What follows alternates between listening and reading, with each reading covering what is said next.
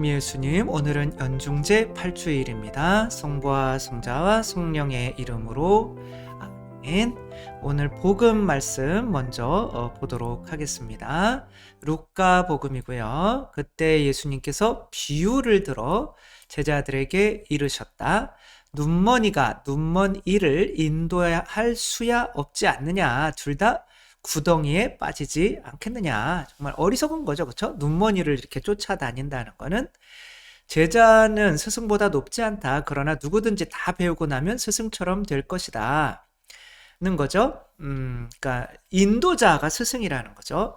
너희는 어찌하여 형제의 눈 속에 있는 티는 보면서 내 눈 속에 있는 들보는 깨닫지 못하느냐. 그러니까 눈먼 인도자들의 특징은 눈 안에 들보가 있는데 앞이 보이겠어요? 이렇게 집에 문을 통과할 때 이렇게 문에 대들보 같은 거 있잖아요. 그게 눈 속에 들어갈 수는 없는데 그런 것들을 본인들이 눈에 넣어놓고 다니면서 다른 사람들의 눈에 티는 빼주겠다고 하는 사람들이 눈먼 인도자들인 거죠. 내 눈 속에 있는 들보는 보지 못하면서 어떻게 형제에게 아우야 가만 내 눈 속에 있는 티를 빼내주겠다 하고 말할 수 있느냐. 위선자야 먼저 내 눈 속에서 들보를 빼내어라. 그래야 내가 형제의 눈에 티를 뚜렷이 보고 빼낼 수 있을 것이다 하는 거고요.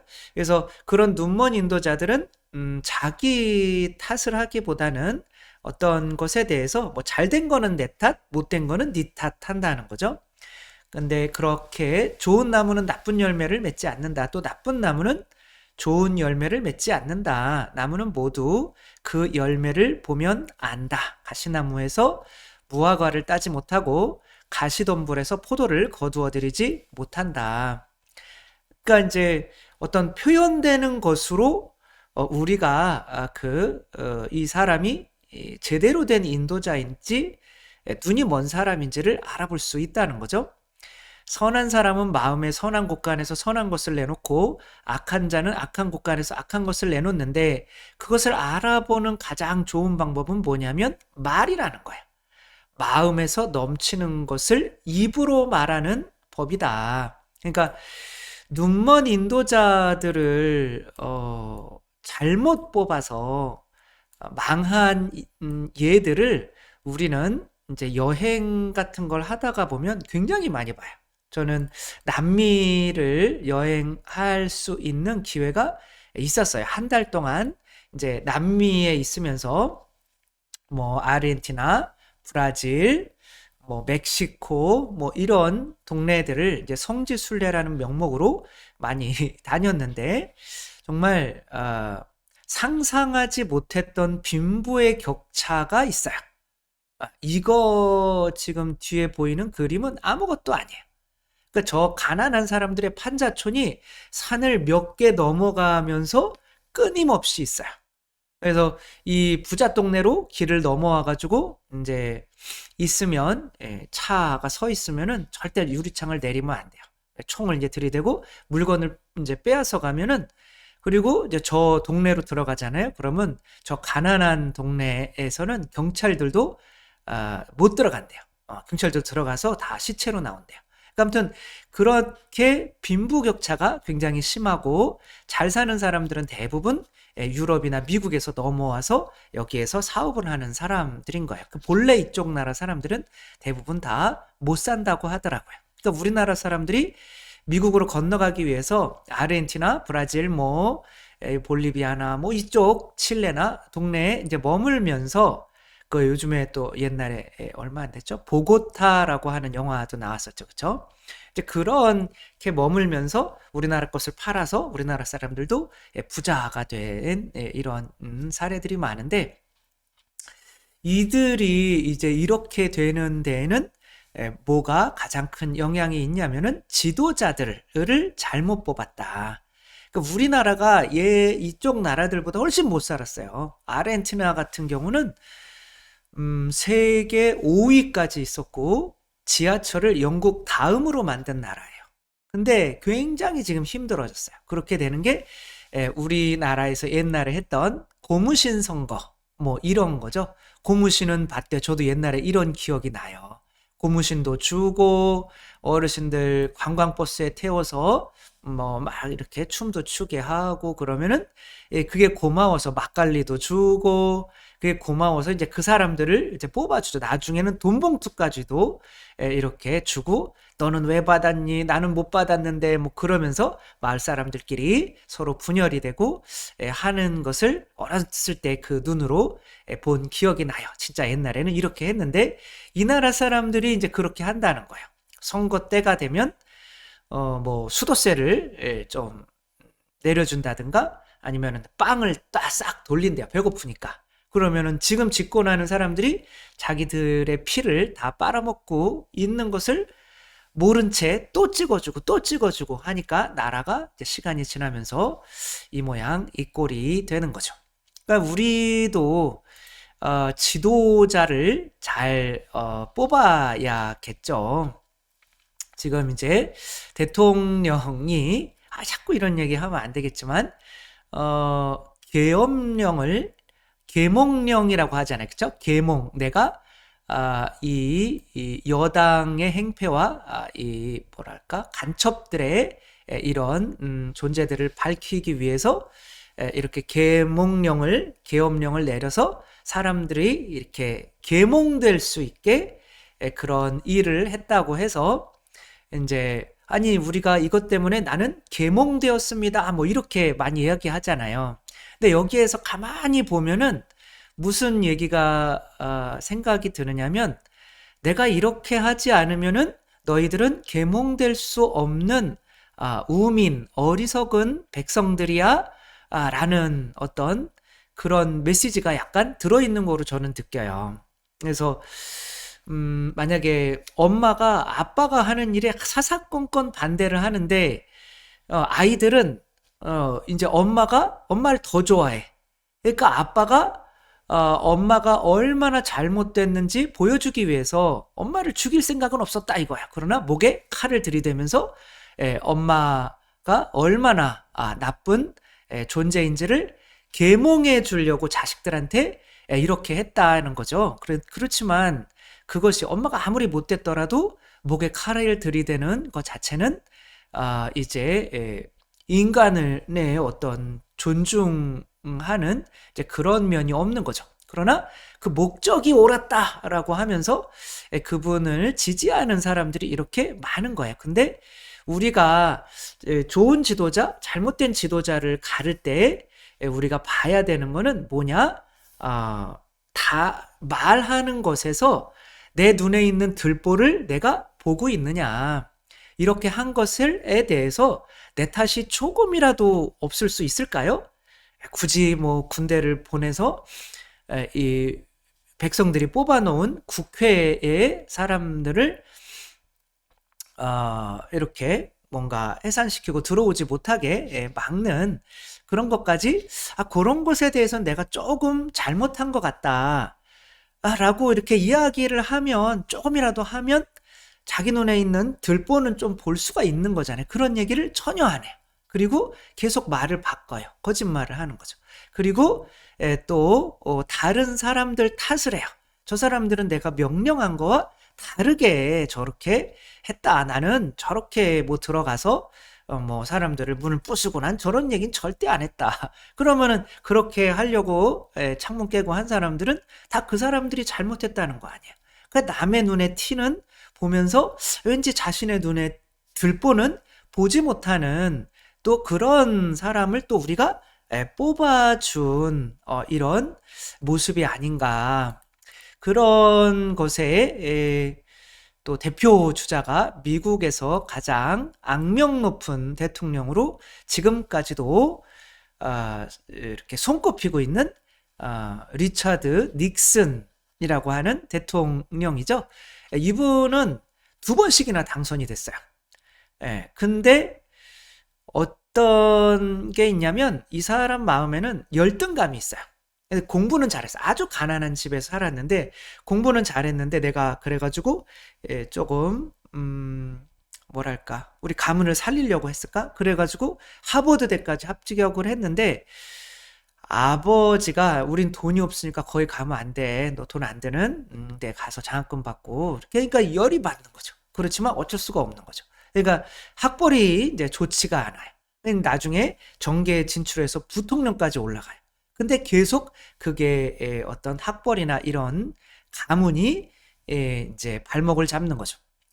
그래서 이 부통령 1960년에 누구와 이제 대선을 붙었냐면 존 F 케네디와 붙었어요. 존 F 케네디는 이제 뭐 아일랜드 가문인 거죠. 근데 이 뭐 카톨릭이었고 이 가문은 뭐 미국에서 어마어마한 영향력을 미치고 있는 가문이죠. 근데 굉장히 좀 비극적으로 이렇게 되기는 했지만 나중에 이제 총을 맞죠.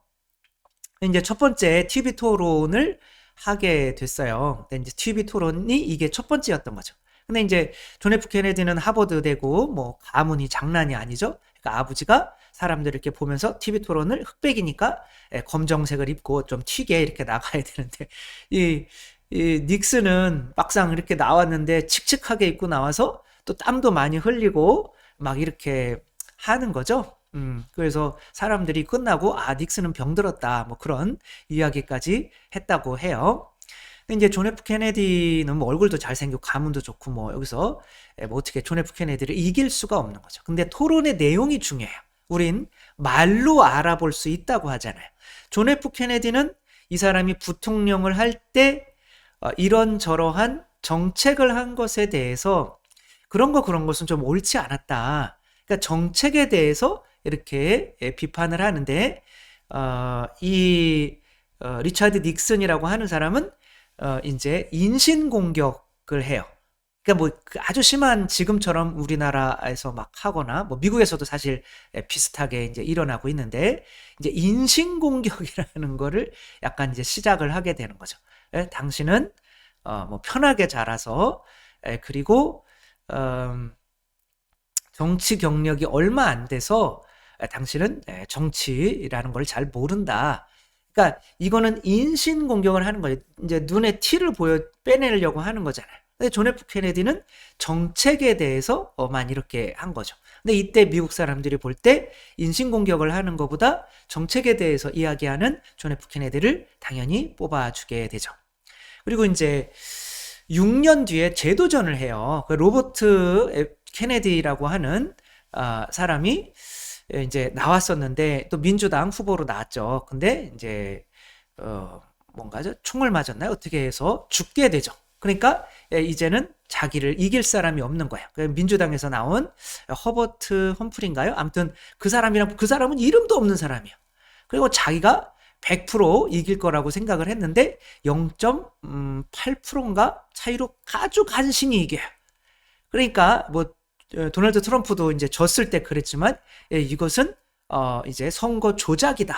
내가 분명히 훨씬 더 이겨야 되는데 뭐 그런 또 이야기를 하면서 이거 안 되겠다. 빨리 재선을 위해서 노력해야겠다. 그러며 모든 이제 로비들을 다 받아들여요. 그 사람들이 자기 이게 정치 자금이 있어야 되잖아요. 그렇죠? 재선을 위해서 하려면은 그러니까 이제 뭐 그런 나쁜 어떤 것들도 허락해 주면서 이제 돈을 많이 이제 모으게 되죠. 그래도 불안한 거예요.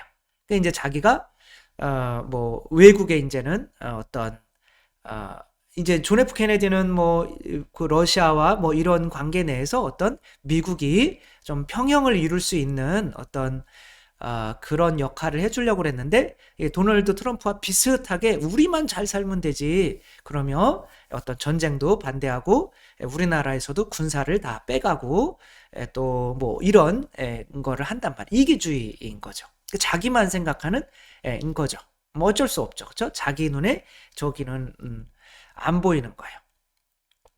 그래도 이번엔 큰 차표로 이기고 싶은 거예요. 그래서 민주당 당사가 있었던 게 이제 워터게이트라고 하는 이제 호텔인 거예요. 그 호텔에 이제 사람들을 보내서 도청 장치를 이제 심다가 걸린 거죠. 이제 걸려가지고 이제 위태위태하게 됐는데 존 딘이라고 하는 법률 자문위원이 있었어요. 그 존 딘이라고 하는 사람을 보내가지고 그 사람들한테 너희들 지금 아무 얘기 안 하고 있으면은 또 재선이 될 거니까 너희들 11개월만 살면은 이제 나올 수 있어. 그러나 너희들이 이 뻥끗했다가는 이제 우리 대통령도 죽고 너희도 20년형 받는다. 그러니까 이 사람들이 조용히 있으면서 그게 이제 재판이 진행되면서 다시 재선에 당선되게 된 거죠. 근데 이제 그 재판이 계속 진행되는 거야. 그러면서 점점 더 뭔가 드러나게 되니까 이것을 내 탓이라고 이제 하면 안 될 것 같으니까 아까 그 도청 장치를 심던 사람들한테 가서 이렇게 하고만 있어라고 했던 법률 자문위원인 존 딘이라고 하는 사람에게 이제 뒤집어 씌우려고 이 사람이 그거 하라고 시켰다라고 이렇게 뒤집어 씌우려고 이제 그렇게 이 사람과 대화하는 거를 이제 녹취를 해요. 그래가지고 이제 그거를 녹취를 하는 걸 이 사람이 알았어요. 그래가지고 열이 받아가지고 내가 당신 재선되게 하기 위해서 얼마나 노력했는데 나를 배신해 그러면서 법정에 나와서 다 불어버려요. 그러니까 이제 막 큰일 난 거죠. 그 테이프 가져와 그랬더니 이제 테이프를 18분 정도를 잘라서 가져온 거예요. 그러면서 이제 그 18분은 어디 갔냐 뭐 이렇게 하고 있는데 더 이상 뒤로 물러설 수가 없는 거예요. 그 거짓말 하다가 보면은 이제 물러설 수가 없게 되는 거죠. 탄핵이 되느냐 아니면 이제 그냥 사임을 하느냐라고 하는 것에서 사임을 선택했고 이분은 돌아가실 때까지 대통령으로서 한 모든 행위는 다 적법하다라고 이렇게 자신이 한 것에 대해서는 잘못이 없다라고 나는 잘못이 없고 모든 잘못은 다른 사람들에게 있다. 자기 눈에 있는 들보는 보지 못하고 남의 눈에 있는 티는 잘 보는 사람으로 살다가 죽은 거죠. 근데 이런 사람들을 뽑아준단 말이에요. 이제 그걸 보는 눈이 없어지는 거예요. 그럼 어떻게 되는 거예요? 같이 죽게 되는 거예요. 그 동남아 필리핀도 지금 우리나라보다 훨씬 잘 살았던 나라인데 지금 가면은 딱 이 뭐 길거리에서 아이들이 막 기분이 초콜릿이나 하고 있단 말이에요. 저도 기분이 초콜릿을 사실 했어요. 미군들한테 안 주더라고요. 근데 아무튼 그렇게 되는 거죠. 이제 훌륭한 리더는 뭐 어떤 사람일까? 이 사람이 누구냐면 글렌 스턴스라고 하는 사람이에요. 자수성가한 사람이죠. 돈이 없다가 이제 자기가 노력해가지고 3조 원대의 이제 자산가가 된 사람이죠. 그 사람이 이제 미국 프로그램에서 10만 원으로 3달 뒤에 10억을 만드는 이제 그런 것을 이제 시작을 하는 거예요. 근데 이 사람은 실패해요. 그래서 100만 달러, 100달러로 100만 달러를 이제 3달 만에 버는 거예요. 그러니까 100달러 가지고는 하루 맛있는 거 먹으면 끝나는 거예요. 잘 데도 없고 아무것도 없어요. 근데 그런 게 빈털터리에서 이제 아메리칸 드림이 가능하다라고 하는 걸 보여주려고 하는 건데 실패해요. 75만 달러. 예, 3달 만에 10만 원에서 10억 정도밖에 못 벌어요. 한 15억 벌었어야 되는 건데. 그런데 이제 뭐 처음에는 차를 이제 어떻게 해가지고 또 팔아가지고 처음에 차에서 자다가 이제 남이 버린 음식 먹으면서 또 차를 더 좋은 거로 하고 또 이렇게 수리를 해서 또 팔고 돈을 벌고 또 그 돈으로 또 집을 사서 이제 자기가 거기서 또 옆에서 자면서 또 그거를 다시 수리를 해서 또 여러 명이 살게 하면서 거기서 세를 받아가지고 또 그것들을 다시 그 돈으로 수리를 해서 그 집을 1억에 팔고 그게 뭐 한 달 내로 다 이루어져요. 그리고 또 그 1억 가지고 종잣돈 가지고 이제 그 동네에 이제 바베큐 그 축제가 있다는 걸 알고 사람들을 모아가지고 그 바베큐 대회에서 1등을 하게 되는 거예요. 그래서 그 언더독 바베큐라고 하는 이제 브랜드를 만들어서 1등을 해가지고 이제 이 사람들과 이제 아무튼 그래가지고 그 회사의 브랜드의 이제 가치가 75만 달러, 10억 정도가 나온 거죠. 그렇게 됐는데 이제 100억이 아니라 100만 달러는 못 벌었기 때문에 본인이 100만 달러를 이제 내야 되는 거예요. 뭐 이 사람한테 10억 정도는 아무것도 아니니까 이렇게 내게 되죠. 근데 이거를 이제 유튜브에도 있어요. 한번 보세요. 이 사람 성격이 뭘 할 때는 칼 같아요. 근데 그 사람들을 대하는 것은 결국에 잘못된 거는 내가 실패한 거는 내 탓이고, 여러분들은 정말 핑계 없이 최선을 다해줬습니다. 라고 하면서 이 사람이 눈물을 흘리면서 이 사람들을 위로해주고, 그래서 처음에 할 때는 이 사람들을 막 닥달해요. 2주 만에 이 집을 수리를 하는 걸 완성하라고? 이 사람 미친 사람 아니야? 라고 하면서 인테리어 하는 사람한테 막 이렇게 하고, 그러니까 이런 면에서는 뭔가 목적을 향해서 정말 칼같이 나가요. 그리고 또 막 이런저런 일들이 또 안 되고 막 코로나도 겹치고 막 하면서 정말 90일 만에 10억을 벌 수 있을까라고 이대로 무너지나요? 뭐 이렇게 되다가 갈비 이제 축제에 첫 출전해서 이제 매출을 하루에 3천만 원을 달성을 해내요. 그러니까 사람들이 깜짝 놀라는 거죠. 그리고 그렇게 최종 심판의 날 본인이 이제 본인 이름을 안 밝힌 거죠. 그래서 이제 본인 가짜 이름 쓰다가 진짜 글렌 스턴스라고 하는 사람이고 자기가 이제 뭐 회사 이런 회사를 그런 회사는 그 사람들이 다 알잖아요, 그렇죠? 을 만든 사람이고 뭐 자신의 재산이 뭐 3조 원 정도 되는데 이렇게 여러분들이 고생해 준 것에 대해서 너무 감사드리고 여러분들을 위해서 이렇게 돈을 다 이렇게 많이씩 주고 또 그 사람들이 그 회사를 키워나갈 수 있게 다 중역으로 앉혀요. 그 회사 지분의 10%씩을 이렇게 주면서 하면서 근데 이 사람 마음이 그런 거죠. 그러니까 진짜 리더구나. 그 서번트 리더십이라고 하잖아요. 그러니까 이 리더로서 이끌고 가기는 하는데 절대 남의 탓을 안 해요. 그러니까 다 잘못된 건 다 내 탓이에요. 그리고 나중에 어떻게 성공을 했을 때 다른 사람, 이 사람들 덕분입니다라고 하는 거죠. 만약에 이런 사람이 한 회사의 리더라면 반드시 거기 들어가야죠. 거기 들어가면 행복할 수밖에 없는 거죠. 그리고 자기의 꿈도 이룰 수 있고. 예수님께서는 그 들보가 사라지려면 피가 발려져야죠. 내가 대단한 사람인 것처럼 여기다가 그래 너 나한테 많이 줬니? 난 너한테 얼마큼 줬다? 다 줬다. 그러니까 야 예수님이 나한테 다 주시지 않았으면 난 아무것도 아닌 존재였는데 내가 무슨 대단한 사람이라고 다른 사람들을 판단하고 있었는데 진짜 내가 죄인이구나 라는 거를 이렇게 느끼게 되죠.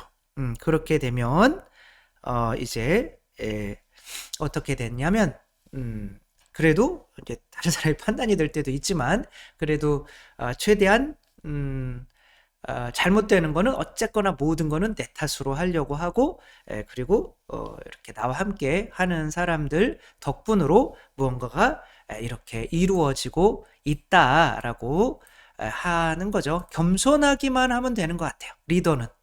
성 프란치스코 아무것도 안 했어요. 그냥 겸손했어요. 예수님이 나 때문에 돌아가셨다고 맨날 이렇게 손에 막 피 흘리면서 울기만 하고 그런데 지금까지도 수백 년이 지나도 성 프란치스코를 따르는 성 프란치스코 수도의 종류도 막 너무 많아요. 지금 성령기도회 밑에서 하고 계신데 그분도 프란치스코 수도의 분인데 아무튼 뭐 그런 어마어마한 그런 리더가 되는 거죠. 내 안에 들보만 볼 수 있으면 근데 들보를 못 보는 사람들의 특징은 뭐냐면 말에서 항상 남 탓을 하고 내 잘못은 절대 이야기하지 않는다는 거. 그거를 보면서 그리고 내 잘못을 감추기 위해서 뭘 하겠어요? 거짓말을 많이 한다는 거. 그런 사람을 리더로 뽑아놨다가는 그 사람도 당연히 망하겠지만 그 사람을 쫓아가는 우리도 망하게 된다. 앞으로 또 선거도 많고 뭐 이렇게 할 텐데 이 사람들의 이야기를 이렇게 들어보면서 저 사람들이 정말 정책이나 이런 것들에 대해서 이야기하는지 아니면 사람을 비방하는지를 보면서 사람을 비방하는 사람은 결국에는 열등감이 있다는 뜻이거든요. 본인 안에. 그런 열등감 때문에 이렇게 다른 사람을 비방하는 거니까. 그리고 열등감이 있다는 거는 그거를 감추기 위해서 그 열등감이 바로 저긴 거죠. 들보인 거죠. 그건 보지 못하면서 그러면서 그걸 사람들은 다 개인적인 이기적인 그런 것을 성취해내려고 하기 때문에 이제 좋지 않죠. 그래서 그런 사람들 이렇게 잘 보고 아무튼 리더를 잘 보고 회사들 들어가고 나라의 정치인들도 뽑는 게 중요한 것 같아요. 가만히 보면서 정말 내 탓을 하는지 남의 탓을 많이 하는지 거짓말을 하는지 안 하는지 이런 걸 보면서 안에 있는 것들이 밖으로 나오게 돼 있다. 자기 눈에 들보는 있으면서 남의 눈에 티만 꺼내주려고 하는 사람들은 절대 우리가 쫓아가지도 말고 뽑지도 말아야겠다고 이렇게 생각을 했으면 좋겠습니다. 주님께서 여러분과 함께 전능하신 천주 성부와 성자와 성령께서는 여기 모인 모든 이에게 강복하시어 길이 머물게 하소서. 주님을 찬미합시다. 하느님 감사합니다. 성부와 성자와 성령의 이름으로 아멘. 감사합니다. 사랑합니다.